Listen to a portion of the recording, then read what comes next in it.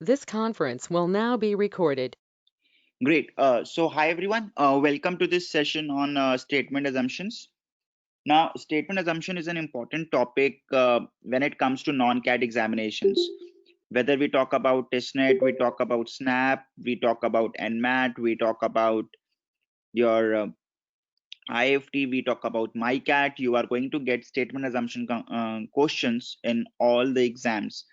These questions they are very high return questions, because with very less time put into them you can get their answer correct in the exam. Also, these are those set of questions which do not require any calculation in the exam. So if you are a person who is relatively weak in quant or weak with calculations, this is again a gold mine of marks for you, because you can easily pick up marks over here. However, it's very important to master them, it's very important to practice them well, it's very important to understand their concept well, so that you don't miss out at these marks. These questions are very tempting to attempt. You almost find every option correct, so it's very important for us to be careful. While these are quick mark pickings in the exam, they may also act as a double-edged sword in case you end up doing them wrong. So what we need to do is we need to ensure that we are able to get 90 to 100% accuracy in these questions, and get them act in your favor in the exam. The best book to practice these questions is R.S. Agrawal. R.S. Agrawal verbal and non-verbal reasoning questions. R.S. Agrawal verbal and non-verbal reasoning book is the best source to prepare for these questions. Yes, Nimish, in NMAT you get a lot of questions from this. So is the case in SNAP. In SNAP also you will get 3 to 4 questions from this. In TISSNET also you will get at least couple of questions from this. MICAT also you will get 3 to 4 questions from this. Very important topic from non-CAT exams perspective. Right now, couple of things which we need to remember is how do I approach these questions. First of all, you don't need to assume anything basis your understanding of things. You need to mark an assumption basis the author. Author is the person who has written the given statement, who is saying the given statement. He is the author for you. You have to think about assumptions from the author's perspective. Your common sense, your common general knowledge has to be kept outside. You cannot use anything which you know outside, apart from very basic things like sun will always rise in a daytime. If I use the word rain, I mean that it is the water which is pouring down, and it is not money or sand or stones that is pouring down. Those are the only things which you can assume outside the given statement. Apart from that, everything else which you will assume while reading the statement or while evaluating the given options has to be something which is mentioned in the given statement by the author. You will not even assume that sun rises in the east. If the author has written in the statement that sun rises in the west, then sun rises in the west. The only thing which you can assume is, even if sun is rising in the west, it will be rising in the daytime. That's it.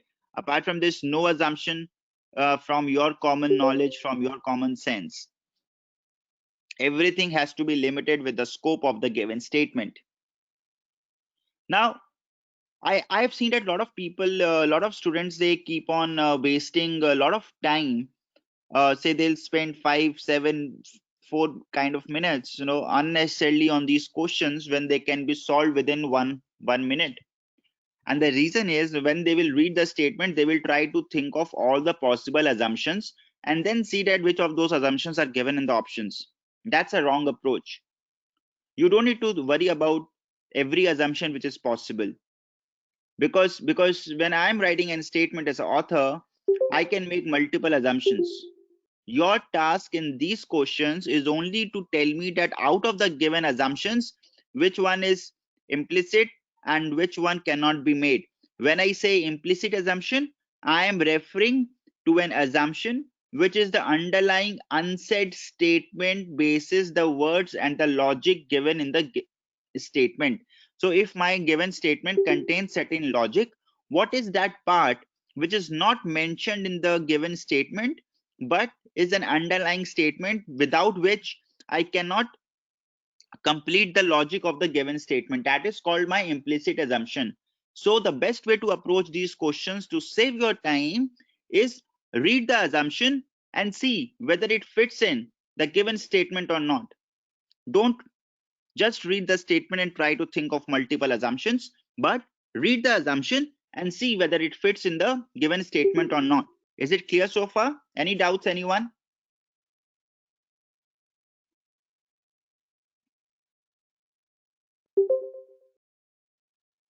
Okay. So now there is first question on your screen. Three assumptions are given. Tell me out of 1, 2, 3, which all assumptions are valid for the given statement.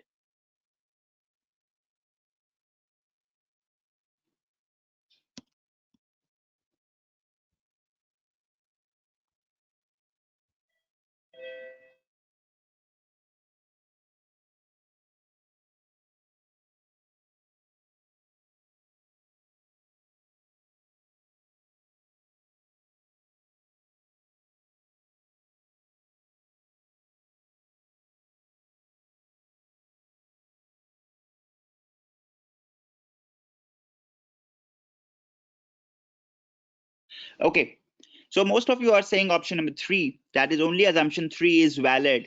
Let's try to read. In the recently held All India Commerce Conference, the session on management of services sector in India surprisingly attracted a large number of participants and also a very good media coverage. Now, in a given statement, all the words are very important. Do not ignore any particular word. So, for example, in this particular given statement, the word surprisingly holds a lot of significance because it will make you ensure that you reject option assumption number 1 and you select assumption number 3. Media is always positive towards services sector. If media is always positive towards services sector, will I be surprised if I get a good media coverage? If media is always positive towards services sector, will I be surprised? No. And there is a word surprisingly in the given statement.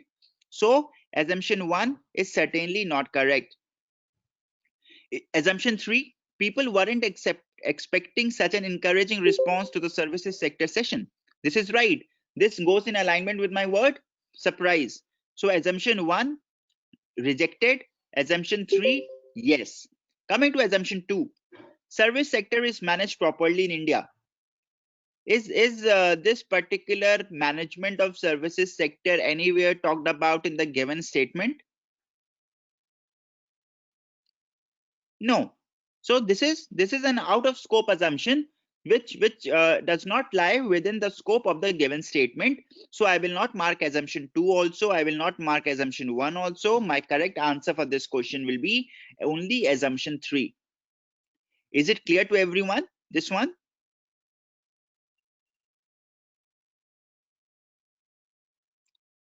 Okay.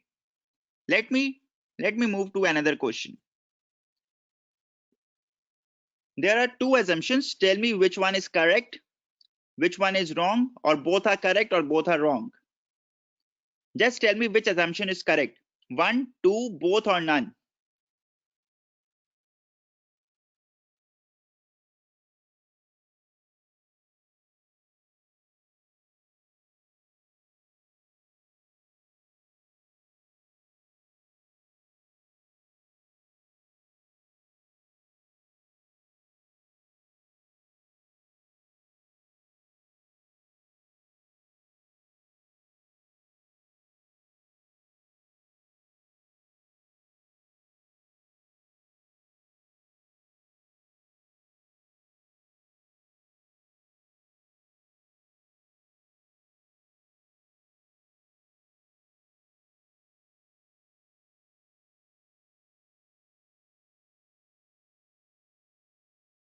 Okay. So I see multiple answers coming in. I see some people saying only assumption one.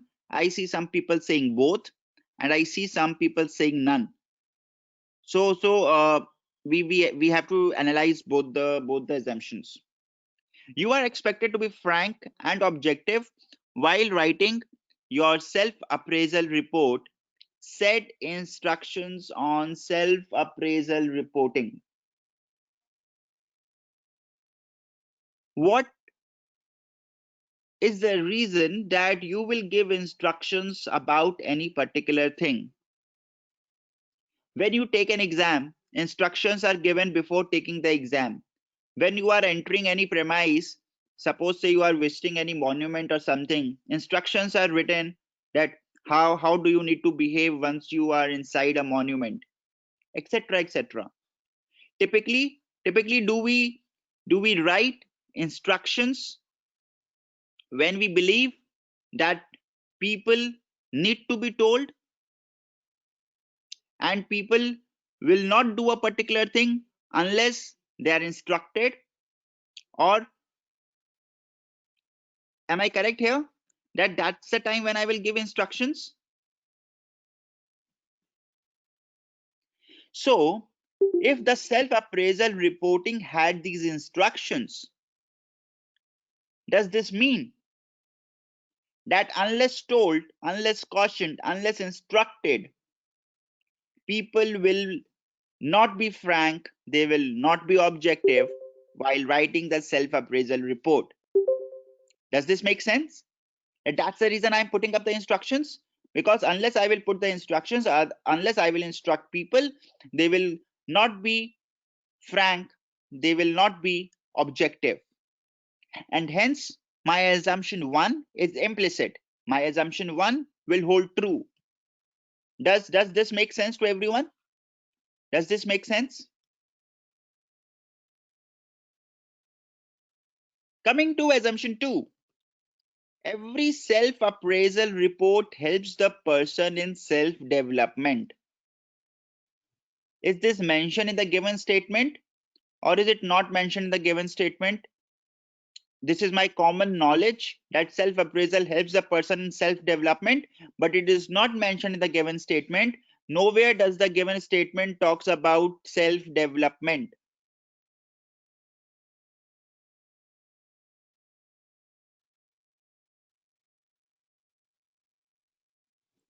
So Prakriti, that's where my assumption one is correct. Even what you are saying is not linked to assumption 2. What you are saying is correct, and that's why my assumption 1 is true.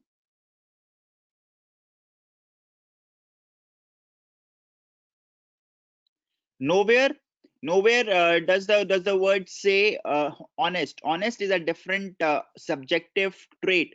We are talking about being frank, we are talking about being objective, right? But Prakriti, what you are trying to say, according to that also assumption 1 will hold true, assumption 2 will not hold true, because assumption 1 is nowhere being talked about in the given statement. So assumption 2 is out of scope, assumption 1 is true. My answer for this question will be assumption 1 is true. Are you all getting it? Nikita, are you able to understand? Jason, everyone else? Perfect. So now are you understanding that what should be the approach? How do you need to think about? How do you need to think through? Moving to question number 3. Question number 3, tell me, assumption 1, assumption 2, none, or both?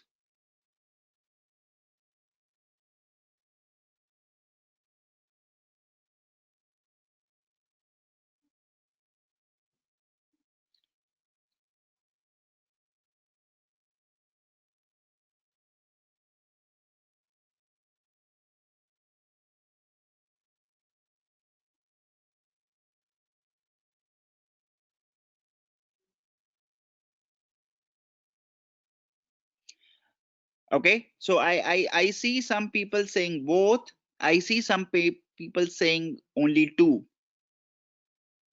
There is no one who is saying only 1. So definitely 2 is there as per all of you. Let's see. Higher authorities of any organization should be seen as home of observations, learning, and aspiration, and not just as the home for rewards and punishment. Can I say that assumption 2 is definitely correct? Normally, bosses are considered as sources of reward and punishment. By higher authority, definitely I am talking about seniors, I am talking about bosses, right? No. Prakriti, they are not contradictory, they are two neutral statements. I can learn from you, I can see you as a house of reward and punishment. I can do it both ways. But definitely assumption 2 is correct, because assumption 2 goes in line with, if I am saying that you should see this person as a home for observation, learning, and aspiration, and not just as reward and punishment, I definitely mean that you consider this particular person as a source of reward and punishment. So assumption 2 is definitely correct. Let's come to assumption 1. Employees are likely to be sensitive enough to learn by observing their seniors.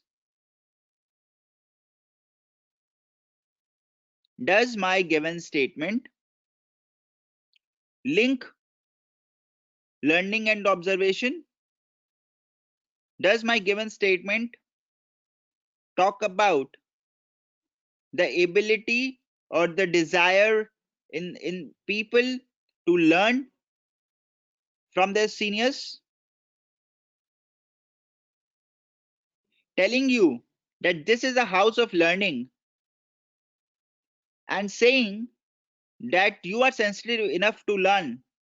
Are these two same statements or are these two independent statements?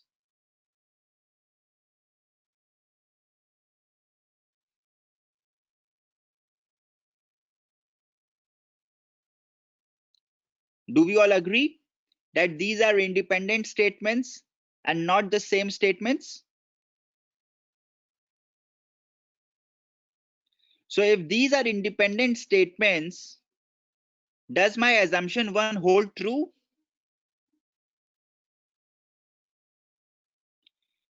Does my assumption 1 hold true? No. My correct answer for this question is only assumption 2 is valid, assumption 1 is not valid. Is it clear to everyone now?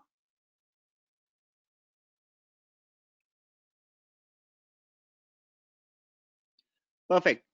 So my answer for this question is going to be assumption 2 only. Now people who could so Prashant and everyone, the given statement said that higher authorities of any organization should be seen as the home of observation, learning, and aspiration, and not just as the home for rewards and punishments. When I say something as home for something, I mean that these things originate there. For rewards and punishment, for any organization, originate with higher authorities. Observation, learning, and aspiration within an organization originate with higher authorities. That's what I'm saying in the given statement. Assumption 1, employees are likely to be sensitive enough to learn by observing their seniors. That's not what my given statement says. Knowing that something is a knowing that something is a learning house is different from expecting someone to be sensitive enough to learn from them. These are two independent statements. My given statement does not talk about the learning ability or the learning sensitivity or the learning desire among the employees, and hence assumption 1 is not correct. Assumption 2, normally bosses are considered as sources of reward and punishment. Yes, completely in sync with my given statement. Higher authorities mean bosses and seniors. Is it clear, Prashant?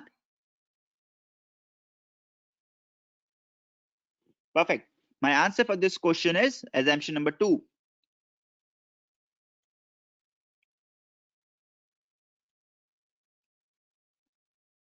Statement number 4. Out of X, Y, B, and D products you buy Y, which alone is based on latest technology, a shop owner tells a customer.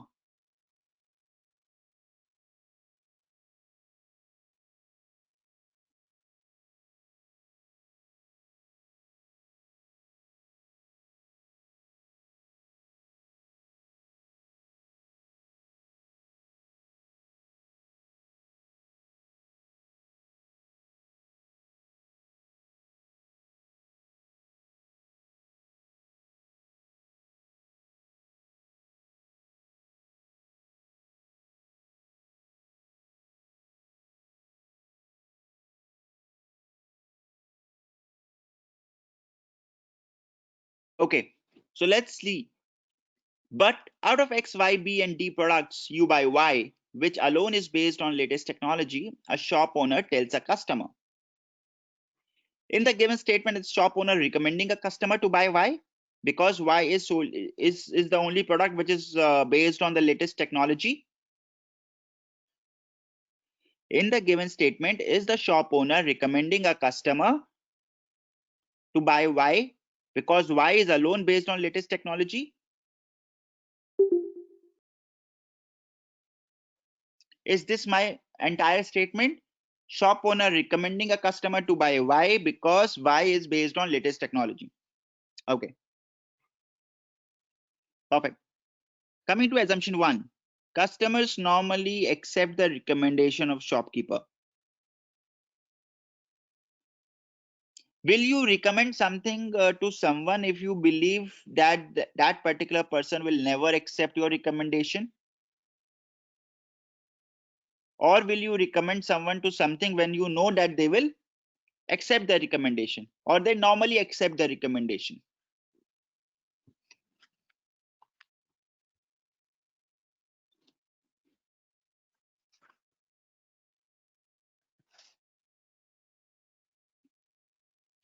Now see, you have to think as an author.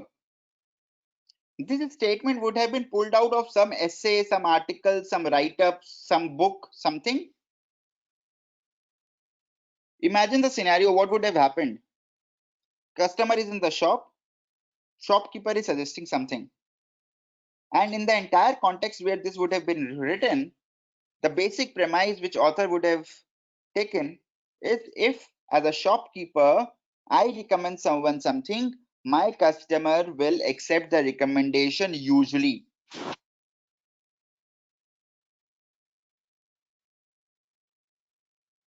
You buy Y.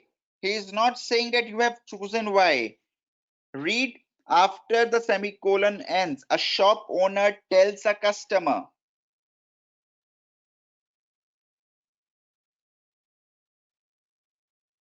Prakriti, you are not expecting them to accept the suggestion.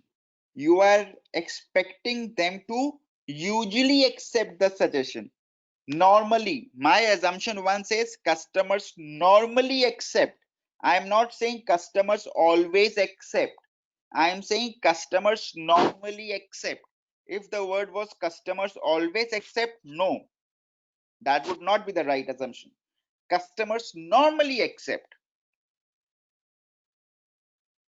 What does this mean? That customers,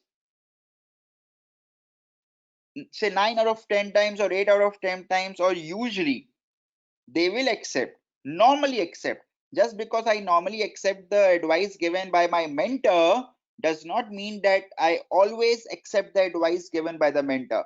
But when mentor is advising me, he is going by the logic that I will usually accept his advice.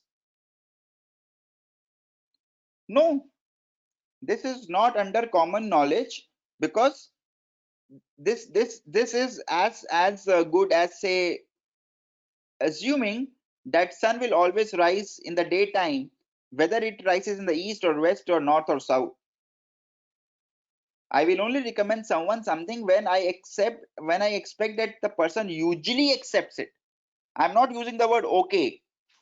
I'm not using the word always. Remember, the selection of words is very important. I'm saying customers normally accept, which means customers usually accept. I'm not saying customers always accept. If I would have used the word always, I would not have gone for this option. But because the word is normally, I am going for this option. Does this make sense? Everyone able to understand? Why am I selecting assumption 1?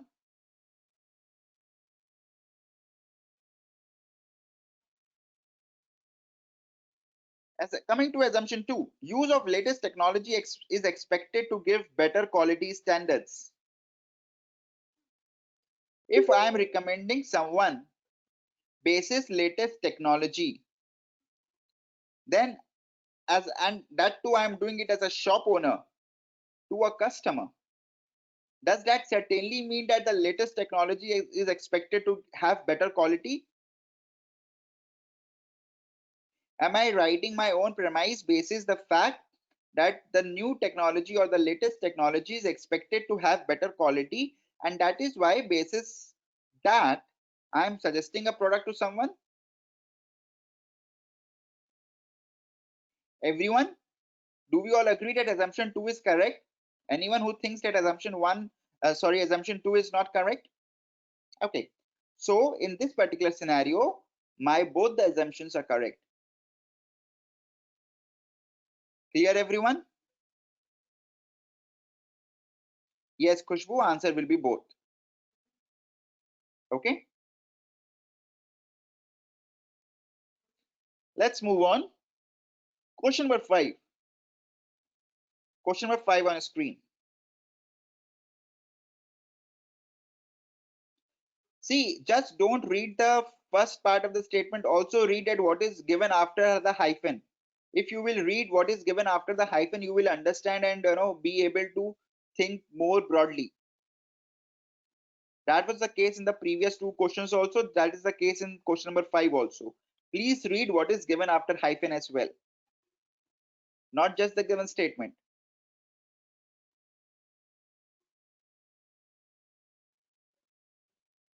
Please note that the company will provide accommodation to only outside candidates if selected, a condition in an advertisement said.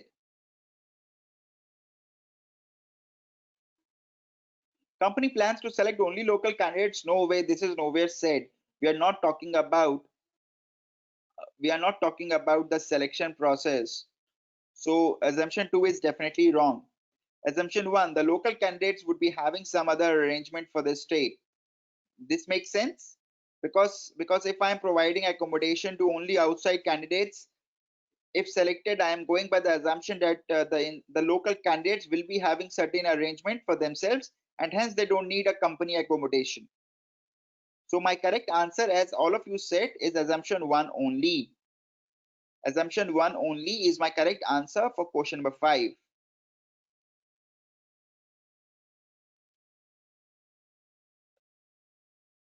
Tell me for question number 6.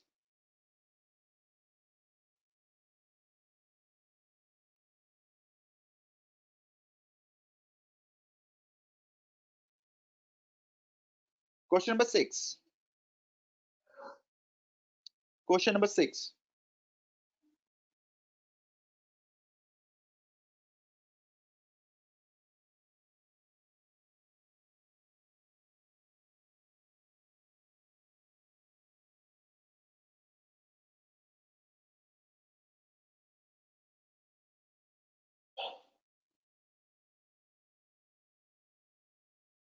So I see all the possible answers being given.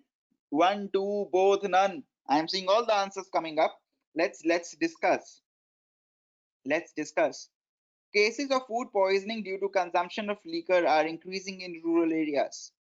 Which cases are increasing?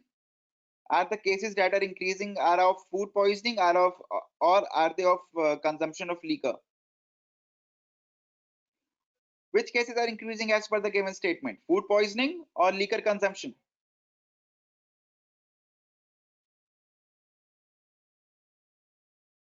Cases are increasing of food poisoning. What is the reason is a different thing. But the cases of food poisoning are increasing. My assumption 1 is saying percentage of people consuming liquor is more in rural areas. How can I infer that?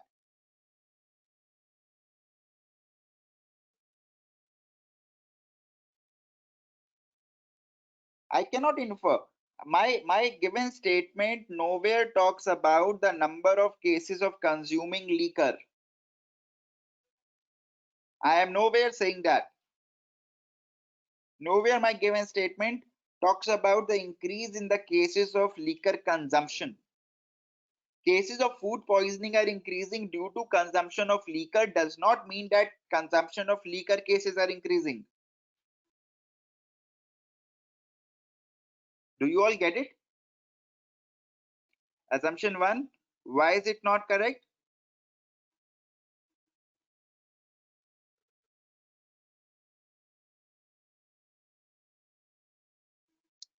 Let's talk about assumption 2. There are many unauthorized spurious liquor shops in rural areas. Is this true or is this not true? Is this true or not true?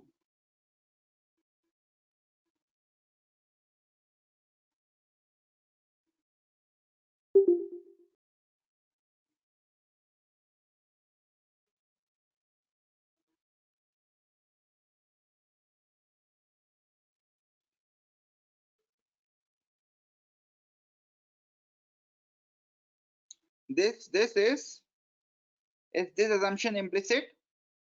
Cases of food poisoning due to consumption of liquor are increasing in rural areas. If cases of food poisoning, remember the cases of food poisoning. If food poisoning is increasing due to consumption of liquor, can I say that there is something faulty with liquor? If food poisoning is happening due to liquor, is something faulty with liquor?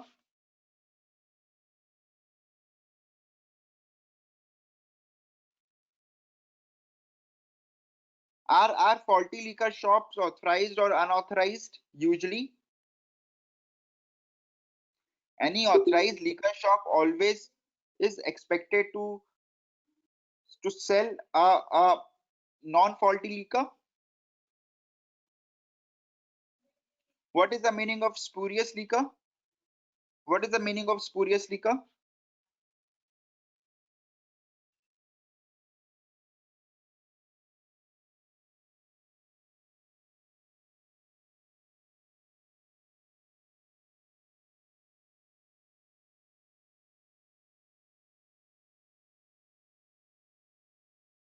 Right?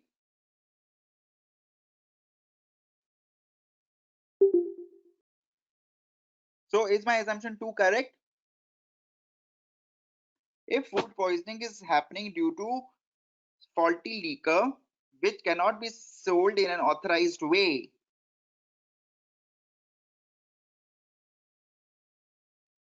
assumption 2 only is correct.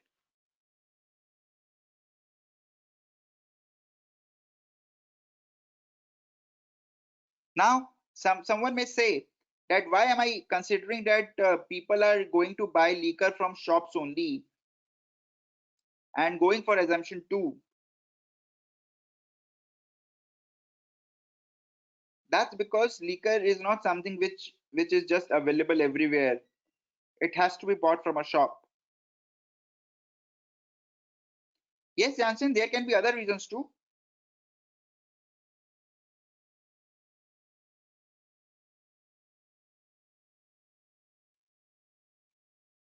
Jansen, there could be other reasons too. Definitely. I'm not saying that this is the only reason. I'm not saying that this is the only reason. I'm not saying that this is the only assumption. There will be multiple assumptions, but this assumption is true as well. Jansen, I'm also not using the word increase. Increase or decrease needs a time period. We are just saying that there are many unauthorized spurious liquor shops. Now, the reason I'm using the word many is because the consumption, the cases of food poisoning due to consumption of liquor are increasing.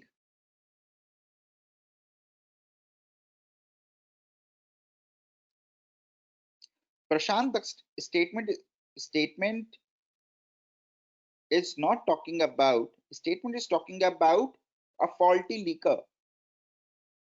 Now, where will you get faulty liquor? Liquor can only be bought from a shop. If I am having food poisoning, that means I am consuming liquor. And if I am consuming faulty liquor, that means I am going to avail or source that liquor from somewhere. Liquor is not water that I just open the tap and I can use water. If suppose it was due to consumption of water, I would not have gone for shop as the answer, because water could be available anywhere. But liquor is not something which is available everywhere. Hence, liquor can only be bought. And if liquor can only be bought, that means that there are shops.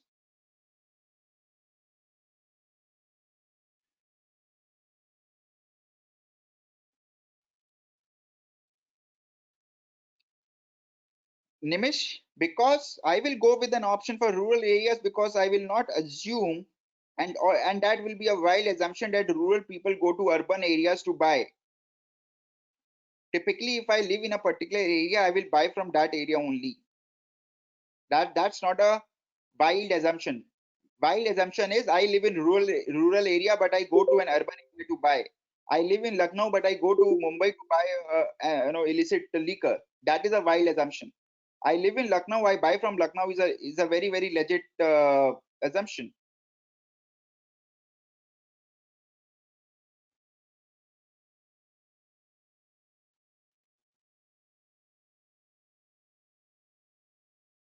Do you get it, Nimish? That why am I assuming that people are going to buy from rural areas and not from urban areas?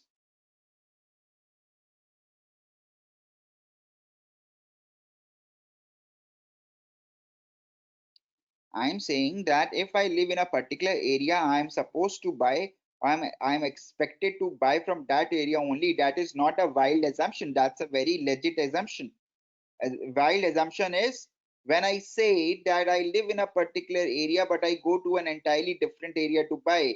I live in Lucknow. I'm expected to buy from Lucknow. I don't go to Mumbai to buy illicit liquor. I live in rural area. I am expected to buy from rural area. I will not always go from rural area to urban area to buy.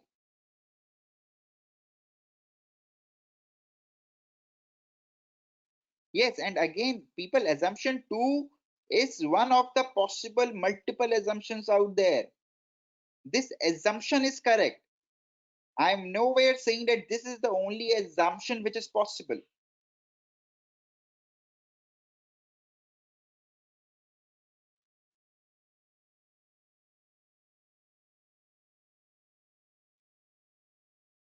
Does everyone get it now? Any more doubts? Question number 6. Any more doubts?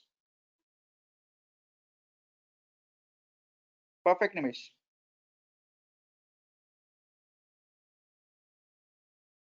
Manisha, yes, there could be few also. Even if it was few, I would have gone for assumption two, because few or many, they are uncountable.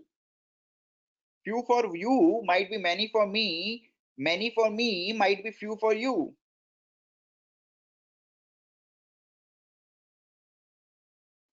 We don't eliminate basis many or few.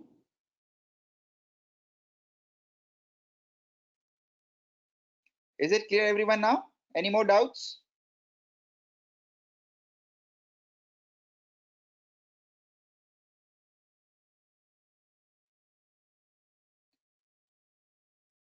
Kushbu, what is the doubt? Can you please ask your doubt? First one we are not going for is percentage of people consuming liquor is more.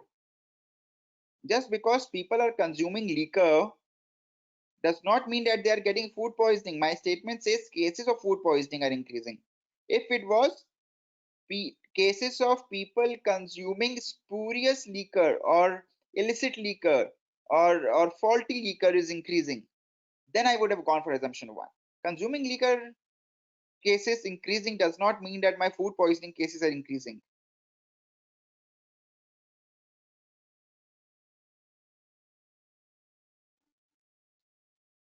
Do you get it, Khushbu, now?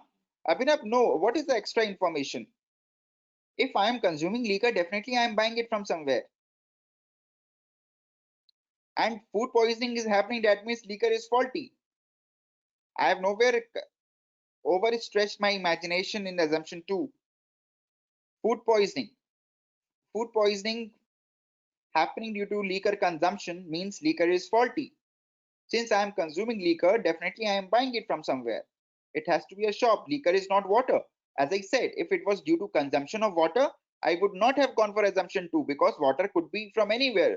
Water does not necessarily mean that I am buying it from a shop. But if it is milk, if it is liquor, it is food, it has to come from a shop.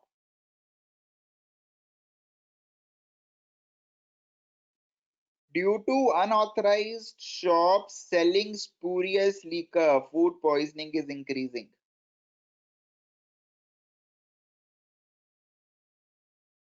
Not unauthorized shops. Unauthorized spurious liquor shops. If you are a normal high quality liquor shop, even if unauthorized, you are not a reason. But if you are selling spurious liquor, then yes.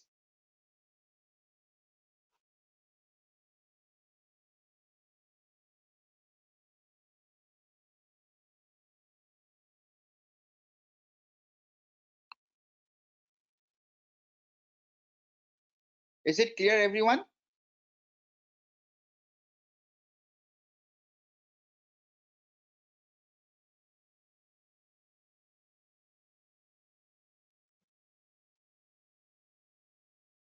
Let's move to question number 7.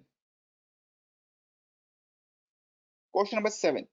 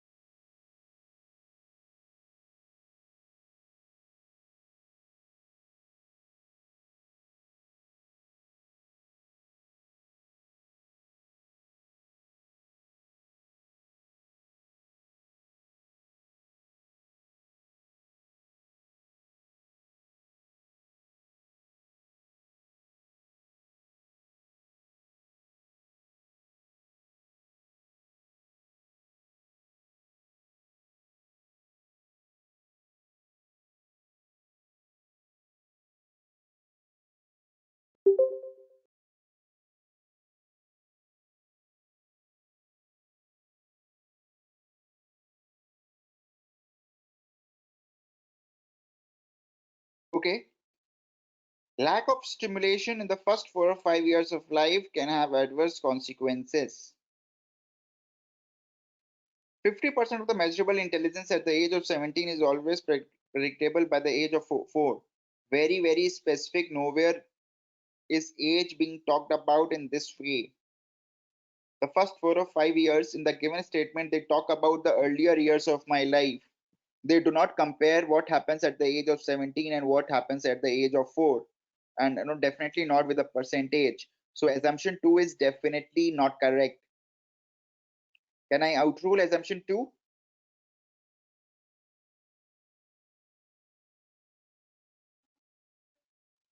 What do we now? Can I say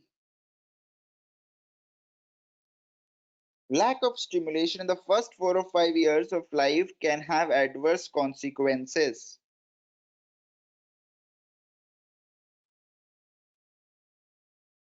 These adverse consequences could be intelligence, emotional, physical. It could be any, right? If I am talking about adverse consequences, these could be any. This could be intellectual, this could be emotional, this could be physical, this could be biological, this could be anything.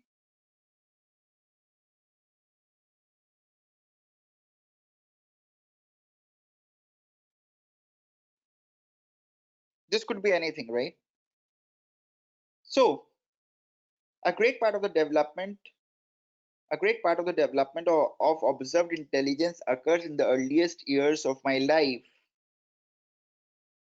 Can I say that assumption one is one of the possible outcomes where I'm talking about the intellectual adversity?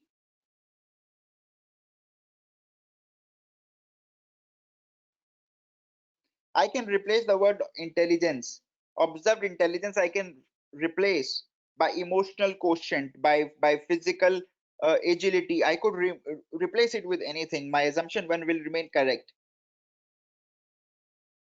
Do we all agree with this?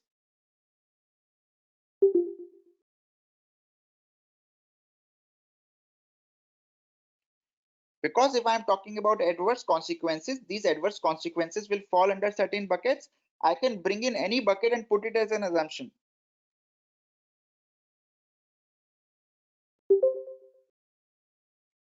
So in this particular case, assumption one is correct, assumption two is not.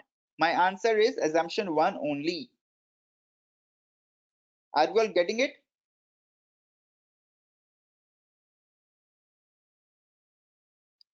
Earliest, yes. So who is asking to define earlier? If I said occurs in the first 7 years of life, then probably this was wrong. Earliest years, how can your first 4 or 5 years not be earliest years? I am not saying in the first 2 years or in the first 3 years. I'm saying earliest years. Your earliest years have to be first 4 or 5 years, or first 7 years, or first 2 years. This could be any. I'm not putting a number. I was putting the number in assumption two when I said 17 years. That's why I rejected it. My assumption one is not putting a number.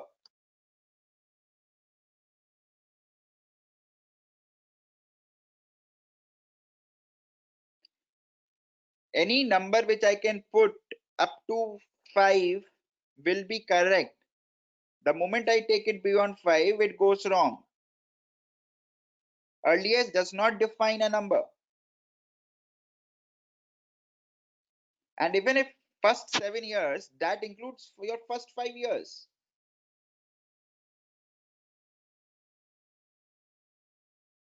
Do we get it now? Question number 7, is it clear?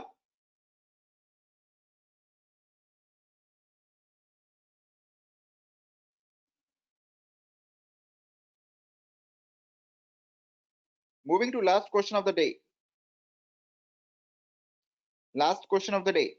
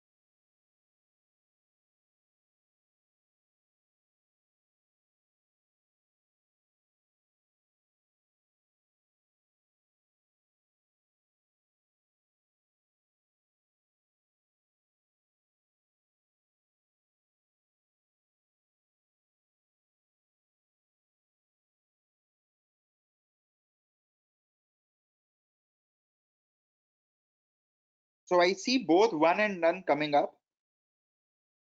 So what I can see is assumption 2 is definitely wrong. Assumption 2 is definitely wrong. If X Airlines has decided to increase their passenger fare, nowhere can I conclude about other airlines.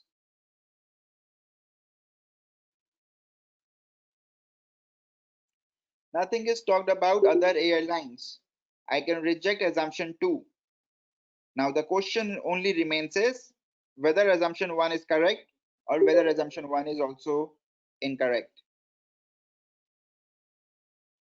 When does a when the decision of increasing the price of any product in any organization is happening, Do you think that any organization just blatantly increases the price, or do they do some analysis?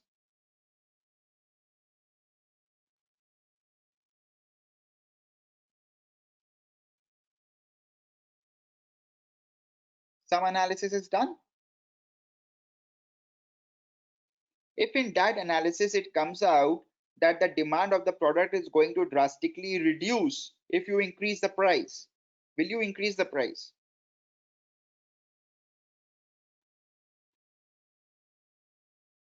So you go ahead by the assumption that this particular price rise is not going to significantly impact your demand.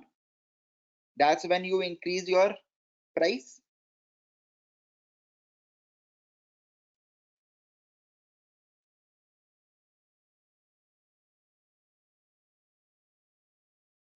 That is why if I use the word may remain unchanged, am I correct? So I'm not saying will remain unchanged. I'm saying may remain unchanged. I'm not saying will increase. I'm not saying will decrease. It may change, but it may remain unchanged too. It's a possibility I'm talking about. Basis this possibility, you will take the business decision of increasing your price. So my assumption one is correct. Does this make sense? Yes, Prakriti. Will will make this wrong. May makes this correct. Are you all seeing that words are very important?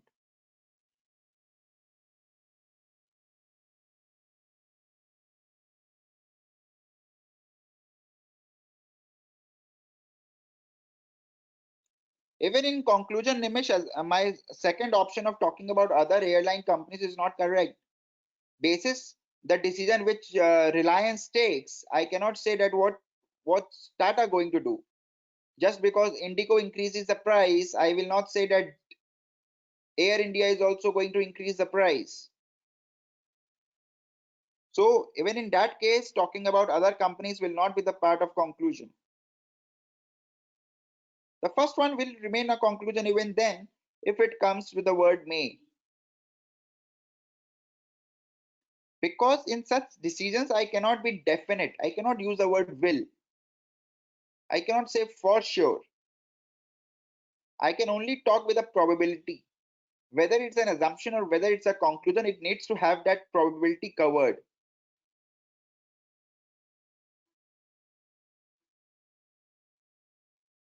Is it clear, everyone?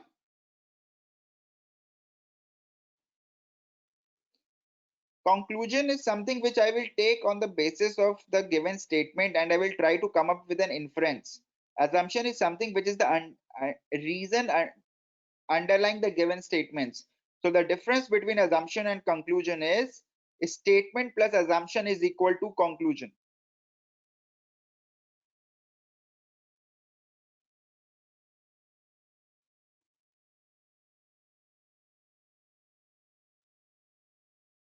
Nikita, I am saying statement plus assumption is equal to conclusion. To conclude something, you need to assume something based on the given statement. You couple statement and assumption and arrive at a conclusion. Nimish, yes, you can practice from Aryan publication also. Vanshika, they both come with a similar frequency. You cannot differentiate. I'll take one more session on statement conclusion also. Don't worry. I hope that today's session on a statement assumption helped you to understand some basic nuances around the same and will help you when you practice from now on.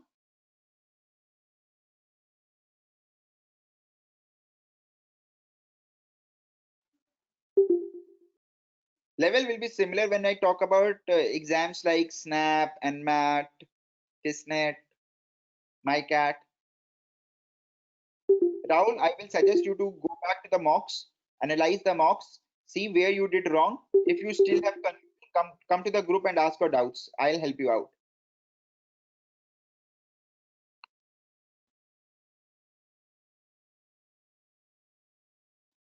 Great. So thank you everyone for joining. Recording of this session will be available shortly. Thank you everyone. Good night. Sorry, it's not a good night. It's a good day. Have a good day. Thank you everyone. We are so used to taking sessions in the evening time that you by default end up saying good night. So sorry for that. Have a good day. Thank you.